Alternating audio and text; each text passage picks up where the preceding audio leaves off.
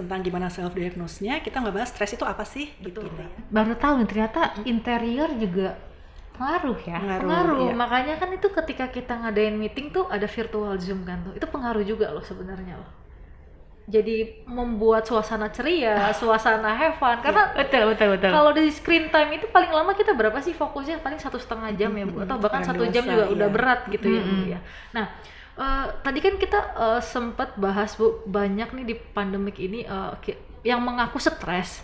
Sebenarnya bagaimana sih Bu mendiagnosa diri kayak kita itu bener-bener stres, apa emang kita itu gimana gitu Bu? Apa emang lagi baper aja? Iya, apa lagi gitu baper kan? aja, apa emang lagi aku ternyata lagi PMS nih, atau apa aku Iya. beneran stres, atau apa ternyata aku depresi gitu Bu. Jadi gimana sih self diagnosnya gitu untuk diri kita?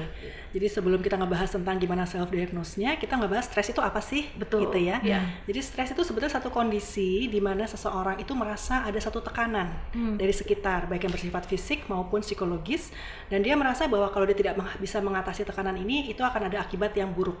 Gitu ya. Jadi seseorang yang mempersepsi sekitarnya itu ada satu tekanan yang dia harus capai, dan ada hambatan di dalam mencapai tujuan-tujuan yang ingin dia capai, dan kemudian kalau tidak tercapai itu menjadi satu hal yang buruk, dan itu membuat dia menjadi merasa tertekan gitu ya. Nah, kalau kita melihat dari definisi tersebut, sebetulnya kan subjektif sekali, sifatnya sangat berbeda-beda antara satu orang dengan orang lain ketika dia mempersepsi tekanan ataupun stresor dari sekitar ya. Ada orang yang ketika dapat nilai 5 stres gitu, ada orang yang santai aja udah, biasa gitu aja ya. gitu ya. Ada orang menghadapi macet bagaimana, seorang lain berbeda lagi dan sebagainya. Betul. Jadi ketika orang itu ingin melakukan sebuah telaah diri, bagaimana sebetulnya saya stres atau tidak, memang kalau kita lihat di luar sana ada beberapa tools atau ada beberapa kuesioner, alat untuk melakukan swab periksa dengan mengisi checklist. Dia mengisi satu form gitu ya, lewat internet ya, banyak kita bisa unduh ya. Dia bisa cek nih, how stressed are you misalnya gitu kan. Lalu ada beberapa pertanyaan yang bisa dia centang, lalu dia hitung skornya. Itu merupakan salah satu alat bantu awal. Tetapi hal itu bukan merupakan satu hal yang mutlak. Kenapa? Karena begini, di dalam pertanyaan-pertanyaan yang diajukan di dalam kuesioner tersebut, itu kan pertanyaan-pertanyaan yang sifatnya adalah sesuatu yang sangat umum, gitu ya, yang menyangkut gejala-gejala yang sifatnya di permukaan. Misalnya apakah Anda susah tidur, sering, jarang, gitu-gitu ya, kadang-kadang tidak gitu ya. Tapi tidak dapat sebuah elaborasi atau pendalaman tentang sejak kapan susah tidurnya, berapa jam memangnya tidur sehari. Bisa jadi karena nonton Korea sih. Betul sekali. Jadi ketika orang itu hanya mendasarkan diagnosa diri berdasarkan dari alat tes yang dia isi sendiri lewat internet, maka dia hanya mendapatkan data yang sifatnya awal dan sangat sangat di permukaan tadi, tidak mendalam gitu. Tetapi itu paling tidak bisa membantu dia untuk mengenali bahwa oh ya, ternyata menurut kuesioner ini saya sudah sampai pada stres yang menengah, sehingga saya harus berkonsultasi misalnya begitu. Ketika dia berkonsultasi itulah maka akan dilakukan diagnosa yang sebenarnya. Karena apa? Karena kalau seorang ahli, seorang tenaga profesional di bidang mental health atau psikolog atau psikiater, dia bisa melakukan penggalian, pertanyaan yang lebih mendalam tentang gejala-gejala yang dikeluhkan. Jadi bukan cuma sekedar hal yang sifatnya permukaan tadi, tetapi lebih kepada yang dalam. Sejak kapan itu dirasakan, bentuknya seperti apa, kadarnya, dalam keadaan apa saja, sudah berapa kali sehari, dan seterusnya. Jadi ada peristiwa apa yang terkait dan sebagainya, masa lalunya, sekarang dan sebagainya. Jadi akan ada sebuah diagnosa yang lebih bisa dipertanggungjawabkan untuk menegakkan diagnosa stres tersebut atau depresi atau apapun terhadap seseorang gitu ya. Tapi bahwa saat ini bisa melakukan self diagnose, it's okay, dilakukan sendiri dulu dalam batas yang tadi memang diakui itu subjektif ya, masih berdasarkan penilaian diri sendiri kan gitu ya. Tapi paling tidak kalau ditanyakan sebetulnya apa sih yang bisa kita lihat dari diri kita ketika kita sedang stres, memang stres ataupun depresi ataupun gangguan kecemasan ataupun mental health yang sifatnya berkaitan dengan pikiran, perasaan, perilaku ini bisa kita lihat dari beberapa aspek. Yang pertama yang akan terpengaruh adalah aspek fisik. Jadi ketika seseorang itu merasakan tekanan fisik, dia merasa ada ancaman dari sekitar yang harus dia raih tapi tidak bisa dia capai dan sebagainya, biasanya akan timbul gejala-gejala misalnya nih susah tidur. gitu ya. Kemudian tidak nafsu makan atau justru makan berlebih-lebihan. Oh, gitu ya. Kemudian cepat lelah nih, gitu ya, kayak nggak bertenaga, lemas, kalau gitu gue ya. tenaga mulu. Tenaga mulu ya. mulu ya. Itu jadi segi fisik ya. Jadi ada rasa cepat lelah, ada rasa berdebar-debar, ada rasa keringat dingin, ada jantung yang tidak bisa dia kendalikan gitu ya. Kemudian ada perasaan semacam gemeter mungkin ya. Lalu tadi ada nafsu makan berubah, pola tidur berubah ya. Itu dari segi fisik ya. Karena apa? Karena memang stres ini mempengaruhi fisik kita. Kenapa? Karena ketika seseorang stres mengalami satu tekanan, itu ibaratnya kalau kita analogikan dengan situasi nyata, misalnya kita ketemu macan, ketemu harimau gitu, itu kan ancaman tuh. Itu langsung debar-debar sih saya, Bu. Itu kan langsung kan gitu, kita pasti tubuh kita langsung yang namanya gue pingsan deh kalau. Nah, tubuh kita tuh bisa merespon dengan cara mengeluarkan sebuah respon fisiologis, respon fisik, respon ketubuhan, yaitu dia harus siap-siap satu fight, melawan nih, gitu kan, atau dia flight, lari, atau dia freeze, pura-pura jadi patung gitu ya.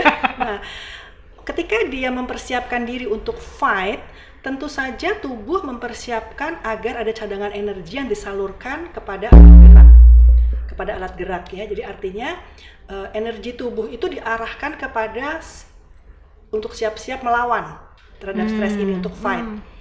Caranya bagaimana? Maka nafas akan lebih cepat.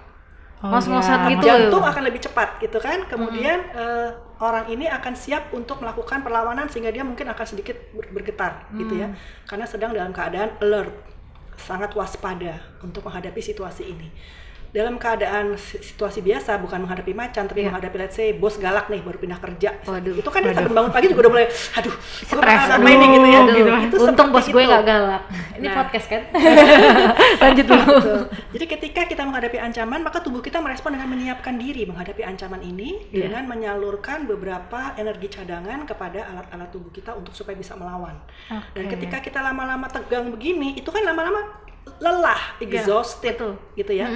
Kenapa? Semua cadangan energi dipakai ke sana, yang ada fungsi-fungsi yang lain dari tubuh kita itu tidak lagi menjadi fungsi utama. Jadi misalnya yang dipentingkan kan melawan nih, maka fungsi pencernaan jadi penyakit ya, Bu. Fungsi pencernaannya menjadi melambat, menjadi tidak fokus lagi untuk dibantu oleh si sistem tubuh, karena dia merasa yang harus dibantu pernafasan dulu nih, jantung nih, gitu kan. Kemudian membakar cadangan lemak nih untuk bisa menjadi tenaga. Fokus tubuhnya ke yang lain. Fokus tubuhnya kepada melawan tadi, ya, kepada tegang tadi, kepada mau fight atau flight atau tadi itu. Jadi fungsi-fungsi lain menjadi tidak lagi dijadikan sebagai prioritas utama. Akhirnya fungsi imunitasnya menurun. Jadi sakit ya. Kita juga pencernaan kadang jadi terganggu kan ketika dalam keadaan stres. Nah, kalau sudah terlalu lama kita menghadapi situasi ancaman ini, kita dalam keadaan tegang, itu tubuh masuk ke tahap yang namanya exhausted. Kelelahan, ya, exhaustion gitu, kelelahan. Nah, kalau sudah kelelahan ini akhirnya apa tadi?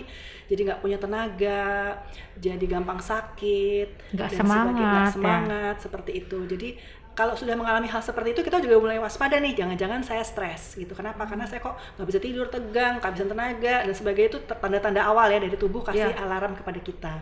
Itu fisik. Yang kedua adalah dalam hal psikologisnya nih. Dalam hal psikologis ya, kalau kita mau menelaah apa sih gejala stres yang kita rasakan, psikologis itu saya bagi 3. Yang pertama adalah afektif, yaitu hati, perasaan. Yang kedua adalah kognitif, pikiran. Dan berikutnya adalah konatif atau perilaku. Ya. Jadi kalau misalnya kita bicara masalah hati nih, perasaan ya, perasaan tercekam, perasaan kayak akan menghadapi situasi mencekam, itu kan sangat mempengaruhi rasa bahagia, rasa murung dan sebagainya itu ya. Jadi orang yang stres itu biasanya akan mudah sekali merasa sedih berkepanjangan, murung berhari-hari gitu ya. Nggak bisa senyum, apain dikit dia sensitif, pokoknya dia nangis gitu. Betul ya, gitu. Jadi berlebih-lebihan. Kalau sensitifnya cuma sekali, siang gitu, sore udah enggak, ya udah gitu ya. Tapi kalau sampai 3 hari, 1 minggu, itu artinya perlu sudah mulai waspada nih. Kenapa kok hati saya seperti ini, kecil hati terus, depresi, nanti sampai pada titik gitu-gitu ya, Bu. Ingin bunuh diri dan sebagainya, menyakiti diri ya. Itu sampai udah yang sangat berat ya. Jadi afektif atau perasaan ini harus kita waspadai. Kalau mood kita udah naik turun gitu ya, nggak jelas gitu ya, pengen marah, pengen nangis, pengen sedih melulu, ada apa nih kok tidak wajar ya. Yang kedua adalah aspek kognitif atau kognisi atau pikiran kita ya. Jadi begini, kita kan nggak bisa ngerubah fakta bahwa ada pandemi Betul. Tapi kita sebetulnya bisa merubah pola pikir kita, Mindset, sudut pandang mindsetnya. kita, mindset kita tentang situasi ini. Nah, ketika seseorang itu sudah tidak bisa merubah mindsetnya dia dan terpengaruh sekali, menjadi blocking, mental blocking, nggak bisa mikir, gitu ya. Jadi diberikan tugas apapun, bengong, bingung, gitu ya. Jadi nggak bisa berpikir fokus dengan gitu jernih, ya, Bu? betul. Nggak bisa berpikir dengan jernih, dan kemudian dia mengalami kesulitan dalam berfungsi itu di dalam sehari-hari. Nah, ini juga satu tanda-tanda bahwa dia sudah mulai terkena stres yang cukup tinggi ya, ketika proses kognitifnya sudah terpengaruh nih, gampang lupa, ya apa nggak ngerti gitu ya, terus lemot jadinya ya blank tadi kan, karena ketika diajak ngobrol nggak nyambung. Iya, betul sekali. Ini masih nyambung kan sekarang? masih udah agak kemana-mana nih. itu adalah faktor kedua ya, kognisinya itu menjadi terpengaruh. Nah, yang berikutnya adalah konatif. Konatif itu faktor perilaku. Oke. Jadi perilakunya itu juga menjadi tidak seperti biasanya gitu. Misalnya perilakunya jadinya lebih marah-marah, gitu kan?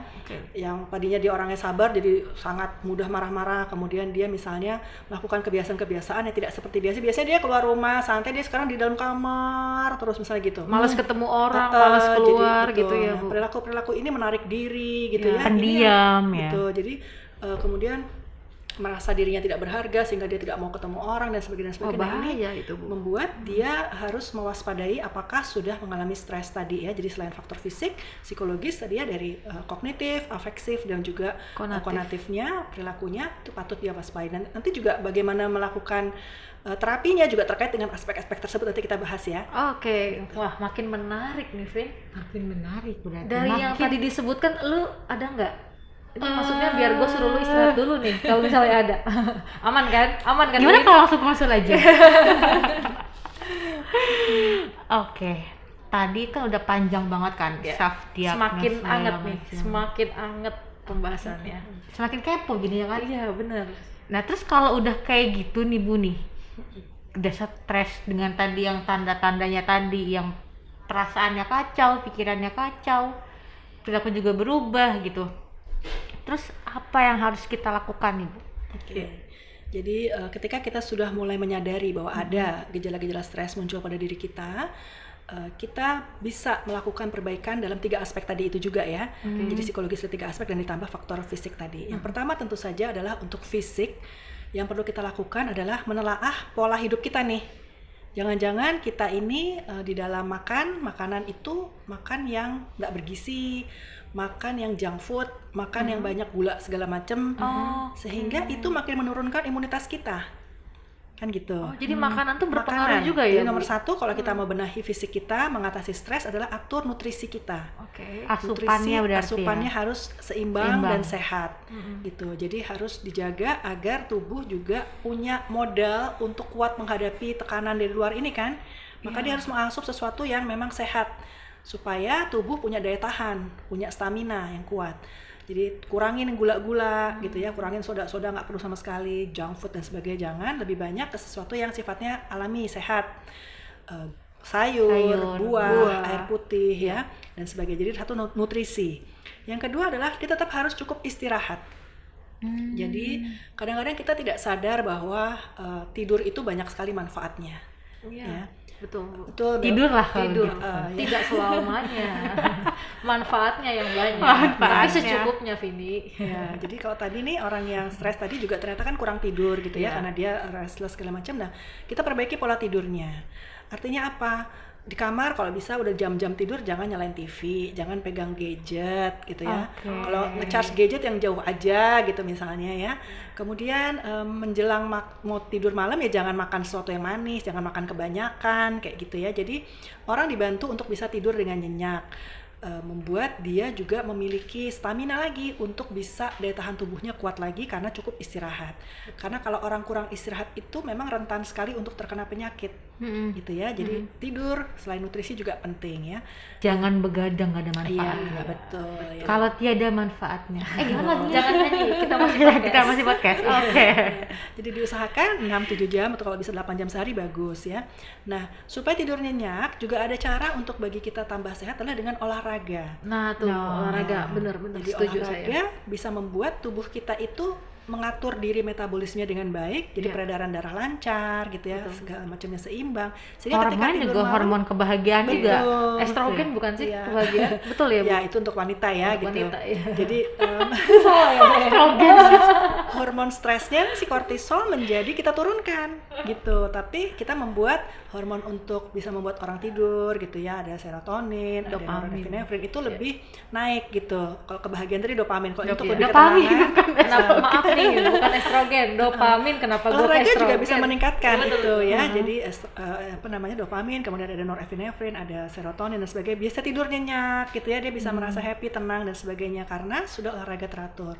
Tapi olahraganya harus yang memang betul-betul sampai mengeluarkan keringat ya. Iya. Jadi bukan cuma yang basa-basi gitu untuk kayak di foto nih di Instagram olahraga padahal enggak gitu, Jajan jangan. gitu Iya. kan. Gimana Keluarin dong? keringet nggak sih TikTok? Gitu. Jadi memang yang membuat tubuh kita bergerak, kemudian peredaran darah lancar, dan ternyata membuat tidur malam kita juga menjadi lebih enak gitu ya. Berkualitas. Jadi berkualitas. Nah, relax ya, hirup udara segar, atur nafas, serta sempatkan untuk berjemur ya. Itu adalah Iya, untuk penting. aspek fisik ya. Berjemur. Jadi untuk fisik itu yang bisa kita lakukan untuk mengatasi stres. Lalu bagaimana dengan si kognitif tadi ya, psikologis tadi, faktor psikologis diantaranya adalah faktor kognitif. Tadi dengan merubah pola pikir ya, merubah pola pikir bahwa memang kita nggak bisa rubah situasi pandemi, tapi kita bisa merubah sudut pandang kita atau pola pikir kita menjadi lebih positive thinking, lebih melihat apa yang bisa kita lihat sebagai hal positif yang masih ada pada diri kita. Jadi kita berupaya untuk mendekati persoalan dengan cara yang lebih positif, bukan sibuk memikirkan hal-hal yang nggak berguna. Yes. Jadi jaga diri kita dari informasi yang nggak berguna gitu ya. Ikut grup atau apapun yang isinya hal-hal yang bermanfaat, Ya. sehingga kita juga dapat penguatan untuk memperkuat pola pikir kita menjadi lebih positif. Nah, upgrade juga kualitas diri kita nih.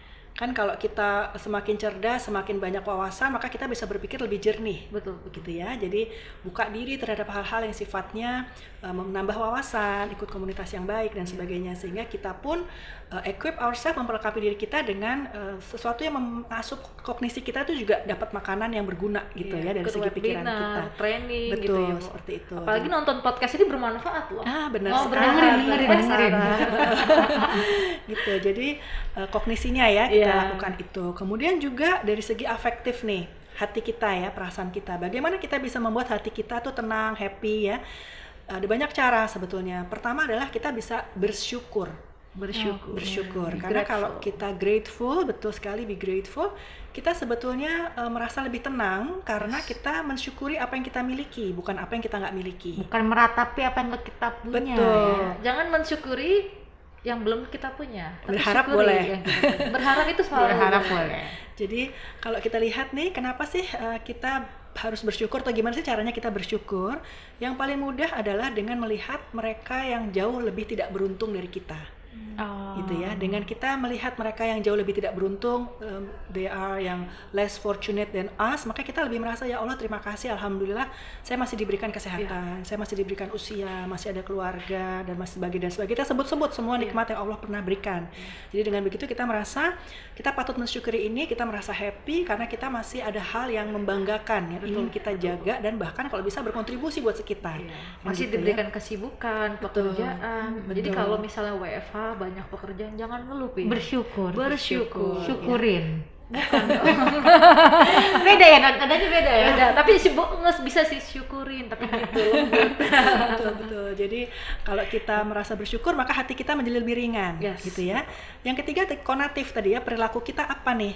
Kita udah punya asupan banyak ilmu, kita udah punya perasaan lebih bersyukur, maka sudah tiba saatnya kita berkontribusi bagi sekitar. Jadi sharing is diwujudkan caring. gitu Betul. ya. Jadi give back to society istilahnya Ya. gitu ya. Nah kita Sharing and melakukan, caring. betul Ya. sekali, melakukan sharing apa saja. Ilmu boleh, kita punya barang bekas nggak dipakai di dalam lemari kita berikan, karena memberikan itu pun bisa membuat kita juga happy, merasa berdaya ya. Iya, Jadi melakukan kegiatan-kegiatan positif, misalnya Yes. ikut komunitas-komunitas yang bagus tadi tuh ya, webinar apa segala Iya. macam. Bahkan dari menggunakan jejaring kita bisa menggunakan waktu luang kita untuk produktif dan kreatif. Tadi misalnya di rumah aja nih, tiba-tiba sekarang jadi reseller yang paling jago. Ya, Tadinya keren kita banget nyulam itu. buat kita sendiri, kita jadi jualan masker bersulam misalnya begitu. Atau kita punya resep apa, kita bisa masak, kita bisa jual itu. Yang punya ilmu untuk ngajarin bahasa Inggris, kita bisa buka les bahasa Inggris online dan sebagainya. Jadi berbuat sesuatu yang memberikan arti bagi sekitar. Jadi kita juga merasa bermakna, berdaya. Dengan begitu kita merasa tidak berat menghadapi situasi sekarang, karena justru kesempatan untuk merubah diri, memberikan manfaat bagi sekitar lebih banyak. Dan dengan demikian kita juga menghindarkan diri dari stres sebetulnya, karena mengisi waktu dengan hal yang produktif dan kreatif. Oke, terima kasih Bu Febri atas insight-nya yang sangat luar biasa. Luar biasa, kita jadi belajar banyak Bu Iya. tentang pandemik. Semoga pembelajaran kita hari ini juga bisa kita implementasikan nih Bu. Dan untuk teman-teman yang mendengarkan, semoga ini sangat bermanfaat dan juga bisa jadi self diagnose juga di mereka untuk membantu lingkungan sekitar. Yang pasti membantu mereka Diri mereka sendiri dulu, dulu. baru Lingkungan ya. Lingkungan. Sama-sama, terima kasih banyak kepercayaannya. Semoga bincang-bincangnya bermanfaat. Amin. Dan jangan ragu kalau memang ada hal-hal ingin dikomunikasikan, dikonsultasikan, datang kepada pihak yang profesional agar betul-betul bisa dibantu diselesaikan masalahnya. Dan kita semua memang berperan di dalam kesehatan mental sekitar kita. Jadi ambil sikap, ambil kontribusi, dan rubah sudut pandang kita, karena pandemi akan tetap ada, tapi bagaimana kita menghadapinya itulah yang lebih penting. Bagaimana kita menghadapi Kita suka banget deh itu. ubah mindset. mindset. Oke. Oke, thank you. Thank you, Bu Ibu. Febri. Sehat-sehat selalu. Oke, demikian teman-teman untuk episode kita kali ini berbicara mengenai benar nggak sih, apakah kita kena stres ya nggak sih karena pandemi ini. Oke, terima kasih sudah menonton. Jangan lupa like, komen, dan subscribe YouTube-nya Admedika. Terima kasih. Bye.